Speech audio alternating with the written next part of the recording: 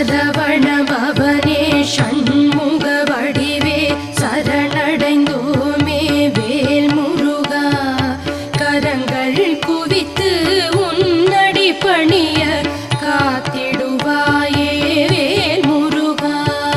நிரந்தரமான உனதருள் வேண்டி நினைப்போம் உன்னை வேல் முருகா பரமன் மகனே பன்னிரு கரனே பணிந்து